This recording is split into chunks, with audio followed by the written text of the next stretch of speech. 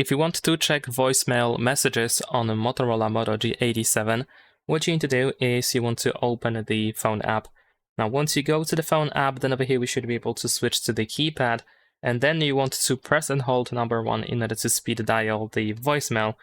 And there we go. Then you should be able to listen to all messages that someone might have left you.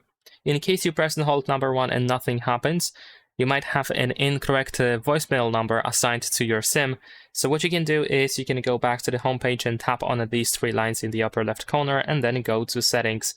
Now over here in settings, we should be able to proceed to the voicemail option, then select your SIM if necessary, then go to advanced settings, choose setup, and then here we have the voicemail number, which we can edit in case it is incorrect or empty. You can Google that information, what the voicemail number you need to enter over here, or you can contact your operator or service provider.